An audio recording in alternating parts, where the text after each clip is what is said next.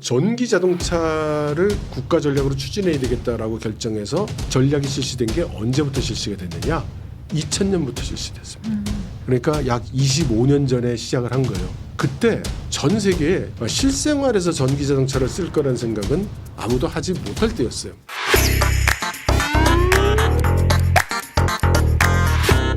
안녕하세요. 머니네버슬립 이유림 아나운서입니다. 오늘 저희 머니네버슬립에서는요. 중국의 전기 자동차 산업에 대한 이야기를 나눠보려고 하는데요. 이철 박사님과 함께 보도록 하겠습니다. 박사님 어서 오세요. 네, 안녕하세요. 불러주셔서 감사합니다. 중국에 97년부터 거주를 했었고요. 금년 6월 말에 한국으로 돌아왔습니다. 그래서 중국에서는 주로 대기업, 중소기업에서 일을 하고 또 중국 기업에서도 이제 일을 하고, 그래서 주로 기업에서 일하는 월급쟁이였죠. 그래서 여러분들께 조금 현장에 가까운 그런 마인드로 말씀을 좀 전해드리려고 합니다. 네, 오늘 박사님과 함께 또 재미난 얘기 많이 해볼 텐데, 이 중국의 전기 자동차 산업에 대해서 좀 들여다보려면 아무래도 어떤 사회주의 체제를 갖췄는지에 대해서 좀 잘 알아볼 필요가 있을 것 같아요. 말씀하신 대로 우리나라는 자본주의 시장경제주의 하에 우리가 생활을 하는데, 우리는 그래서 그게 너무나 당연한 사실이기 때문에 남들도 다 이렇게 사는 줄 알죠. 근데 중국은 다 아시다시피 사회주의 국가고 또 공산주의 혁명으로 이루어진 국가 아닙니까? 불과 얼마 전까지만 해도 사회주의 계획경제 체제 하에 있었던 국가니까 사실 우리나라하고 경제 체제가 다른 면이 많이 있어요. 그래서 맨 마지막에 그 현상으로 나타나는 부분만 보면 중국이나 우리나라 뭐 똑같이 시장에 나와서 장사하긴 마찬가지다 이렇게 느끼실지 몰라도, 사실 그 안을 좀 이해를 하시려고 보면 중국이라는 국가가 가지는 이념, 국가의 전략, 그리고 정책의 내용, 이런 것들을 이해하시면 훨씬 더 그 현상을 잘 이해하실 수 있으실 겁니다. 네, 그러면 어떤 부분을 좀 집중해서 들여다보면 좋을까요? 제가 언제나 네. 설명드리기 전에 하나 꺼내놓는 그림이 있거든요. 이게 아마 화면에 나갈 것 같은데, 중국 사회주의에 대해서 간단히만 말씀을 드리려고 해요. 왜냐하면 우리는 어렸을 때 학교에서 공산당 그리고 사회주의, 공산주의에 배우긴 하는데, 네. 우리가 학교에서 배웠던 공산주의는 아마 20세기 마르크스 레닌주의를 배웠을 거예요. 되게 단순하잖아요. 전체가 본 만큼 공평하게 사회 구성원이 나눠 가진다. 이런 수준을 교과서에서는 배웠던 것 같거든요. 네, 그런데 이제 조금 더 정확하게 얘기하면 억울하다 이거예요. 그러니까 왜 세상은 빽 있고 힘 있고 가진 사람들이 모든 걸 좌우하고, 왜 우리 같이 돈도 없고 힘도 없는 사람들은 당하고 살아야 되냐? 갈아엎자. 이게 이제 공산주의 혁명이고요. 근데 공산주의는 기본이 그 변증법이라고 해서 계속 변화한다는 전제로 그 이념이 이루어져 있어요. 그러다 보니까 중국의 공산주의, 사회주의도 계속 바뀌어 왔습니다. 근데 우리는 바뀐 내용을 잘 모르는 거죠. 그래서 간단히만 말씀드리면, 네. 마오쩌둥이 중국 혁명을 했잖아요. 이 사람도 기존의 공산주의를 바꾼 거예요. 왜냐하면 기존의 공산주의는 자본가와 노동자의 갈등 구조로 사회를 봤거든요. 근데 마오쩌둥이 이 공산주의 혁명을 하려고 가보니까 중국에는 산업이 발달 안 돼가지고 자본가가 없는 거예요. 공장도 없는 거예요. 그러니까 노동자도 없네. 그러니까 거기 가서 자본가와 노동자 뭐 이런 얘기해봐야 아무도 안 들어주는 거예요. 그래서 그걸 바꿨어요. 땅을 가지고 있는 지주와 농사를 짓는 그 소작인. 그래서 왜 우리가 힘들게 농사 지은 곡식을 지주가 다 가져가냐, 이제 이렇게 바꿔가지고 공산주의 혁명에 성공을 했습니다. 그런데 그걸 하다 보니까 너무나 경직된 경제 체계를 하다 보니까 많은 경제 실패가 있었어요. 그래서 우리가 잘 아는 덩샤오핑이 나타나서 우리는 개혁 개방을 해야 되겠다. 여기서 이제 개혁이라고 얘기하는 거는, 원래 유럽은 자본주의가 잘 발달해 있다가 공산주의가 됐는데, 우린 자본주의 해보지도 않고 공산주의를 가가지고 하나 빼먹었어. 그게 시장경제야. 그래서 시장경제를 도입하기로 합니다. 그렇지만 경제체제는 공유제 체제였던 거예요.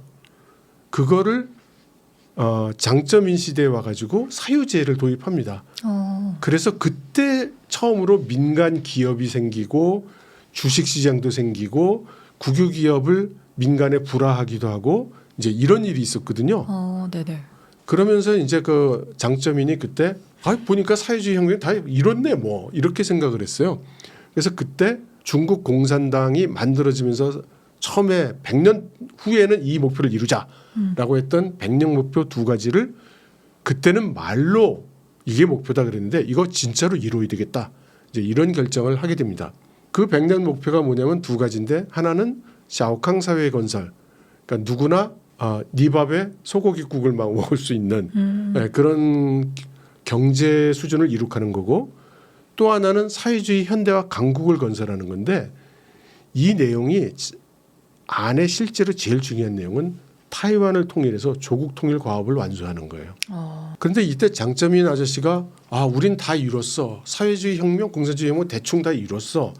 라고 얘기를 했기 때문에 뒤를 이었던 후진타오 주석이 그게 아닌 것 같은데 뭐가 다 이루어졌다는 거야. 우리는 아직 못 사는 사람이 많은데. 그런데 위에 보스가 나 다 이뤘어. 그러니까 그 말을 못하고 그래도 우린 발전해야 돼. 과학적으로 따져보면 그래. 그래서 과학적 발전관이라는 이념을 내놓습니다. 그거를 지금 시진핑 주석이 와가지고 시진핑 사상이라는 이름으로 다시 바꾸게 되는데 이 시진핑 사상이라는 거에 가장 큰 차이가 뭐냐? 조국 통일 과업을 정말로 당대에 이룩하는 거예요. 근데 그거를 그렇게 얘기하면 나 전쟁하겠어 이런 얘기가 되잖아요. 그러니까 이거를 아름다운 말로 표현을 하는 거죠. 중국몽을 이루겠다. 그래서 여러분들이 중국몽이라는 세 글자는 많이 들어봤어도 네. 구체적으로 중국몽이 그래서 뭐야? 저도 지금 처음 안 사실인 것 같아요. 네. 따져보면 별로 들어본 적이 없어요. 그러니까 본인도 중국몽을 이루어야 된다 이렇게는 얘기했지만 그 중국몽이 뭔지 1부터 하나부터 10까지 얘기해 보세요. 이런 얘기를 한 적이 없잖아요. 그래서 우리는 지금 그냥 모호하게 그게 아마 뭐 그 북조선에서 김씨 정권이 하듯이 그냥 추상적인 얘기인가 봐 이렇게 생각을 하죠. 근데 사실 그렇지는 않다는 겁니다. 박사님께서 설명을 해주시니까 저도 그냥 대략적인 흐름만 알고 있었지 실질적으로 이렇게 변화가 되어 왔다는 거에 대해서는 오늘 처음 알게 된 사실이 너무 많은데 그럼 중국의 국가전략 물자는 좀 어떤 흐름을 보이고 있나요? 그 말씀대로 이게 만일에 우리가 그때 당시에 이 흐름을 이해했다면 할 수 있는 게 많이 있었어요. 네. 예를 들면 장점인 시절에 국영기업들을 막 그 민영화를 했거든요.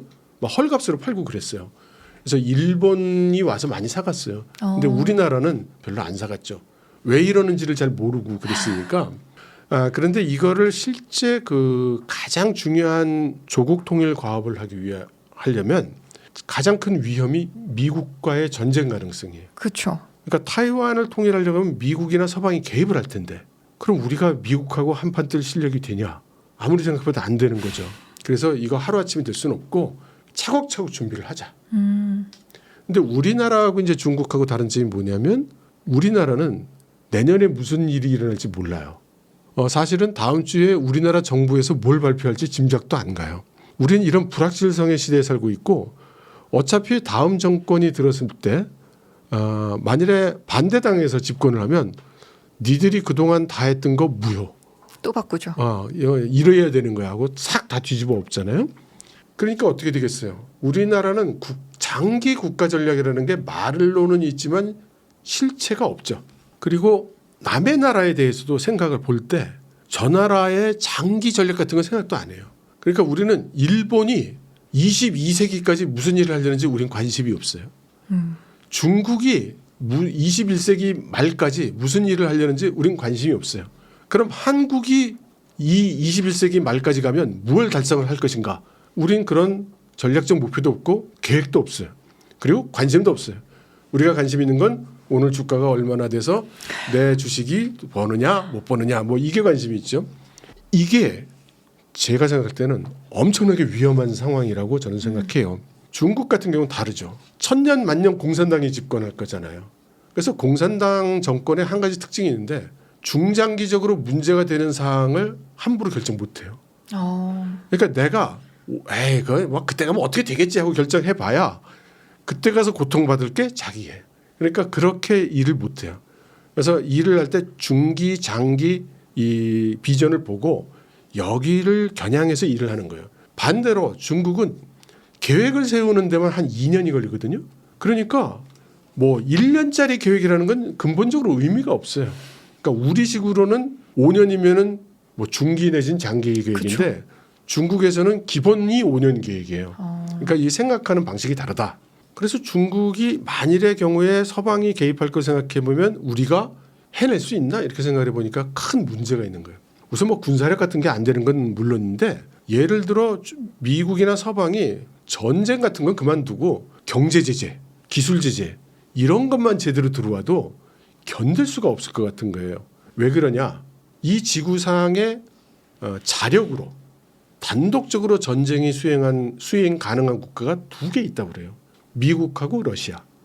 왜냐하면 전쟁에 필요한 식량, 에너지, 무기 뭐 이런 것들이 다 자급자족이 된다는 거죠. 근데 다른 나라는 안 된다는 거예요. 그럼 중국은 어떠냐? 중국은 우리는 중국에서 먹을 걸 많이 수입해 오기 때문에 아 중국은 먹을 게 많아 이렇게 생각하는 경향이 있는데 중국은 식량 자급자족이 안 돼요. 아주 큰 문제예요. 그리고 에너지 전 세계에서 에너지 제일 많이 수입하는 국가가 중국이에요. 무기는 이렇게 만들죠. 예, 무기는 만드는데 또 하이테크 기술 제품으로 가면 미국이 이제 반도체 기술 제재 같은 걸 하니까 이제 하이테크도 어디 가져오기가 힘들어요. 그래서 중국은 이걸 20년 전에 내다보고 이러한 문제를 해결할 수 있는 중장기 국가 전략과 계획을 세워서 하나씩 집행을 해오고 있습니다. 오늘 이야기할 주제는 전기자동차니까 전기자동차와 연계된 것이 그래서 에너지 전략이에요. 그렇죠. 이 에너지 전략에 제가 그래프를 3개를 보여드리는데 네. 이게 이런 뜻이에요. 하나는 중국의 에너지 소비량이 계속 늘고 있다는 거. 1인당 에너지 소비량이 굉장히 늘어요. 그 당연하겠죠. 소득이 늘어나고 그러면 우물가에서 샤워하던 사람이 이제는 매일매일 집에서 따뜻한 물로 샤워해야 되니까 에너지가 훨씬 더 많이 들잖아요. 네. 그래서 그 중국의 산업체들이 중국 경제가 돌아가기 위해서 소비하는 에너지가 계속 증가를 하고 있어요. 전 세계에서 가장 제조업을 많이 있는 국가다 보니까 전 세계에서 에너지를 제일 많이 소비해요. 그런데 중국의 GDP 대비해서 에너지 소비량을 보면 이 맨 3번째 그래프인데요. 계속 줄어들고 있어요. 그렇네요. 그러니까 이게 가랑비에 옷 젖는다고 우리는 이렇게 10년, 20년에 걸친 추이는 잘 관심이 없어서 우리는 잘 의식을 못 하는데 이런 상황이 왜 일어나냐? 중국 공산당이 의지를 가지고 관련된 정책을 계속 펴오고 있었기 때문에 GDP 대비한 에너지 소비량은 줄어들고 있는 겁니다. 왜? 만일의 경우 에너지 공급에 제한을 받더라도 견디기 위해서. 또 뒤에 이어서 2가지 그래프도 같이 준비를 해주셨는데 네. 이 부분은 좀 더 구체적인 에너지 관련 정책에 대한 이야기일까요? 네, 그렇습니다. 그럼 에너지를 적게 네. 물론 써야 되겠는데 그래서 어떻게 하면 에너지를 적게 쓸 수 있을까? 또 어떻게 하면 에너지의 문제를 줄일까? 근데 이 에너지가 소비가 늘어나도 이게 다 국내에서 생산이 되면 예를 들어 석탄 같은 경우에는 중국이 다 자급자족이 된단 말이에요. 뭐 바깥에서 수입 금지하거나 제재를 하더라도 뭐 우리가 알아서 광산에서 캐서 쓰면 되잖아요. 그러니까 문제는 사실 제일 큰 건 석유였던 거예요. 석유. 네. 그래서 첫 번째 정책이 뭐가 나오냐면 산업 구조 고도화 정책이라는 게 나왔습니다. 이게 뭐냐면 부가가치는 그저 그런데 에너지를 많이 소비하는 산업 이거 하지 마. 이런 정책을 쓰는 거예요. 정리를 하는군요. 네. 그러면 이 가장 대표적인 게 뭐냐? 몇 년 전에 중국에 가서들 비트코인 채굴 같은 거를 많이 했어요. 근데 이게 그 아다리가 탁 맞았다고 그럴까? 뭐 왜 그랬냐면 또 하나의 정책이지만 그 석유 수입을 줄이기 위해서 소위 비화석 에너지 개발을 많이 했단 말이에요. 근데 그게 주로 풍력, 태양력 이런 건데 이게 거의 다 이제 사막지대에서 해요. 그런데 거기 산업이 없어요. 그래서 쓰는 사람이 없으니까 생산은 많은데 소비는 없어. 그래서 가격을 다운시켜야 돼. 그리고 소비자를 찾아야 돼. 그래서 그 비트코인 채굴 업체 같은 데를 유치를 한 겁니다. 하지만 큰 국가 전략이라는 입장에서 봤을 때 이거 비트코인 채굴하면은 우리 중국의 산업 구조가 좋아지냐? 이건 아닌 것 같아. 근데 에너지는 많이 써. 나가. 자, 알루미늄 이거 보니까 부가가치는 높지 않은데 온팡 전기를 많이 쓰네. 하지 마. 뭐 이런 식으로 이제 그 산업 고도화를 하는 거예요. 그럼 뭐를 해야 되느냐? 에너지는 조금 쓰는데 부가가치는 많이 내는 거. 아니 그런 게 어디 있습니까? 있어. 잘 연구하면 있어. 그러니까 찾아서 해. 이제 이렇게 한 거예요. 그중에 이 에너지 많이 쓰고 부가가치 적은 산업 중에 대표적인 산업 중에 하나가 비료예요. 비료. 그래서 어떻게 했냐? 비료 야 수출 같은 거 하지 말고 필요한 최소한 것만 만들어. 이제 이렇게 정책 방향이 됐어요. 그런데 비료 회사들이 말을 안 들어. 그래서 야 비료 수출 다 화물 못 실게 해. 야 배에 있는 거 다 내려. 이런 현상이 또 나타났죠. 그랬더니 또 몰래 또 어떻게든 그 빼내는 사람들이 생기는 거예요. 그래서 이유여하를 막론하고 비료 원자재, 부자재 다 중지시켜. 그렇게 해서 우리나라의 요소수 사태가 발생을 했습니다. 예. 또 하나는 소비가 늘어나는 만큼 에너지를 훨씬 더 많이 생산을 하면 되겠죠. 그래서 그 중국도 석유가 나거든요. 그래서 석유를 계속 채굴을 하고 있어요. 시추를 해가지고 사막에도 시추하고 바다에도 시추를 해서 계속 에너지를 이제 만들려고 하고 있습니다. 그래서 여기 그래프를 보시면은 에너지 증가가 나오는데 그럼 누가 제일 많이 쓰고 있느냐? 1차 산업, 2차 산업, 3차 산업 봤을 때 제조업이 제일 많이 쓰고 제일 많이 증가를 해요. 그래서 중국이 그 세 개의 공장 소리를 듣는데 이제 그만 만들려고 그러잖아요. 생산 과잉이라고. 근데 믿으실지 안 믿을지 모르지만 중국도 한 10년 전부터 제조를 줄이기 위한 노력을 시작을 했어요. 잘 안 되고 있을 뿐이에요. 이게 왜 줄이느냐? 그래야 에너지 소비를 줄이고 석유 소비를 줄일 테니까. 그래서 이 에너지를 줄이는데 사실은 수출이 늘고 GDP가 늘어나니까 그 늘어나는 속도보다 에너지를 줄이는 속도가 따라갈 수가 없는 거죠. 그럼 결과적으로 총량으로는 에너지 소비가 느는 거죠. 그러면 그 다음에 살펴볼 게 박사님께서 말씀해 주셨던 것처럼 양적으로는 이렇게 생산을 늘리고 어쨌든 쓰는 건 줄이고 네. 이런 노력이 있었다면 또 질적으로도 어떤 통제가 이루어지고 있는지 좀 준비를 해 주셨잖아요. 네네. 뭐 에너지 전력화도 보이고 발전 네. 구조의 최적화도 보이는데 네. 좀 어떤 노력들이 이루어지고 있을까요? 그러니까 이런 거예요. 이게 중국도 시장 경제를 도입하다 보니까 네. 정부가 좌양좌하면 다 좌측을 가야 되는데 우측으로 가는 민간업자들도 많이 나오잖아요. 그리고 가구들도 많이 나오고. 그래서 이게 그 골목길에서 짜장면 파는 사람들까지 국가 전략을 이해해서 시행하라고 할 수가 없잖아요. 그러니까 가장 중국적인 어프로치. 일은 쉽고 간단하게 어떻게 하느냐. 에너지를 생산하는 쪽과 에너지를 사용하는 쪽을 나눠봤을 때 사용하는 방법을 다 전기로 바꾸는 거예요. 다. 그리고 에너지를 생산한 쪽은 전기를 만들어라고 하는 거예요. 그럴 때 석유로 만들던 에너지를 석유가 아닌 다른 에너지로 대체를 해 나가면 석유의 수입을 줄일 수 있겠죠. 그렇게 해서 이 정책을 이제 시작을 합니다. 그래서 이 에너지를 보면은 발전을 하고 있는 그 에너지 원대를 보면 네. 가장 큰 게 이제 그 석탄이에요. 그러니까 중국은 옛날부터 석탄으로 발전을 제일 많이 했으니까요. 그건 계속되는데 석탄의 점유율이 이제 조금씩 줄어갑니다. 그리고 이제 수입하는 에너지지만 안전한 에너지가 있어요. 러시아에서 수입해오는 천연가스 같은 거. 왜냐하면 육로로 오고 그렇게 오다 보니까 미국이 어떻게 할 수가 없어요. 그거를 들어보셨을지 모르겠지만 뭐 파워 오브 사이베리아니 뭐 이제 이런 프로젝트가 그래서 계속 전략적으로 추진이 되는 거고요. 그러면서 신재생 에너지 쪽으로 발전원을 막 바꾸죠. 그래서 태양광 발전, 뭐 풍력 발전, 조력 발전, 그리고 원자력 발전. 원자력 발전소를 지금 엄청나게 또 늘리고 있죠. 그럼 요 신재생 에너지로의 대체를 함으로써 또 전기 자동차에 대한 수요가 저희 오늘 또 전기 자동차를 네네. 다뤄볼 건데 어쩔 네. 수 없이 늘어날 수밖에 없는 국가적인 정책인 것 같아요. 그래서 가장 크게 석유를 대체한다고 말씀을 해주셨는데 네. 그 방법의 일환으로서도 이 전기 자동차가 적극적으로 도입이 되고 있는 거죠. 그렇습니다. 보통 많은 분들이 전기 자동차가 좋아서 전기 자동차 정책을 추진했을 거라고 생각하시는 것 같아요. 네. 근데 저는 그렇게 생각하지 않습니다.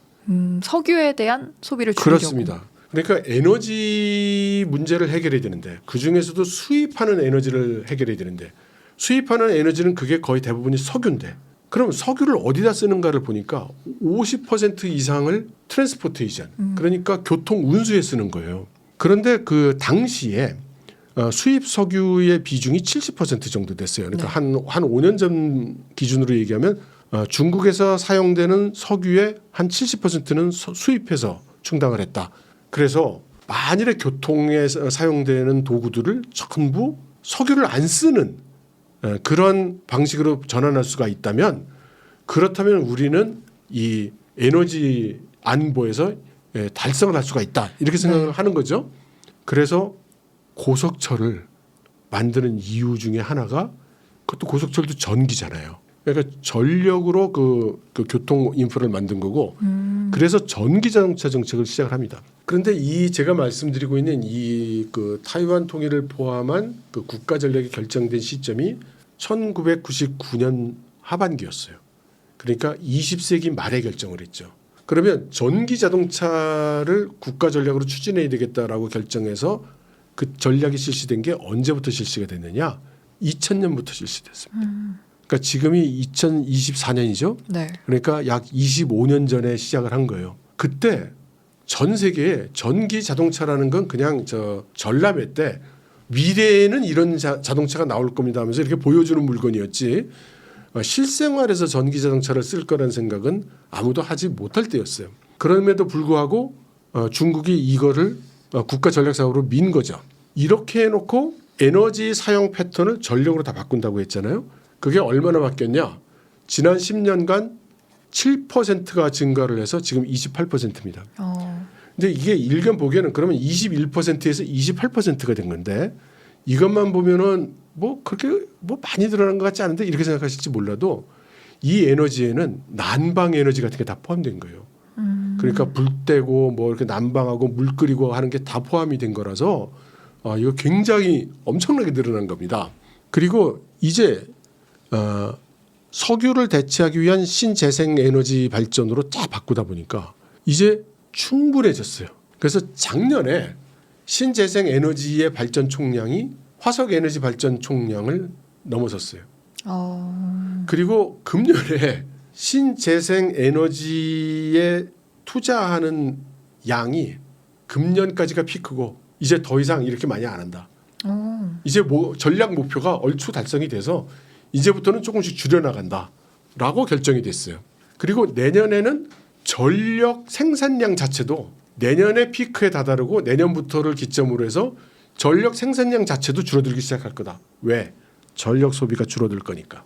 그래서 자, 이제는 슬슬 타이밍이 오는 것 같아. 2023년에 이런 일이 일어나고 2024년에 이제 투자도 정점이 이르렀고 내년부터는 뭐 에너지 전력 생산 최고조부터 시작할 거고, 그래서 얼마 전에 금전에 에너지법이라는 거가 이제 그 입법 예고죠. 네. 우리식으로 치면 입법 예고가 됐어요.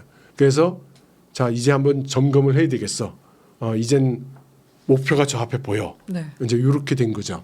그러니까 전기 자동차 산업이라는 게 탄생하기 위해서 그 사전에 이런 배경이 있었던 겁니다. 조국 통일 과업이라는 국가 대전략이 있고, 그랬을 때 나타나는 여러 가지 문제와 그 제약을 해결하기 위해서 여러 가지 정책이 시행이 되는데 그중에 에너지 정책이 있었고, 그 에너지 정책을 시행하기 위한 수단으로 여러 가지 또 정책이 시행이 되는데 그중에 하나가 전기 자동차였다. 그렇게 배경을 설명드릴 수 있겠습니다. 머니네버슬립 뉴스레터와 네이버 프리미엄 콘텐츠 지금 바로 구독해보세요.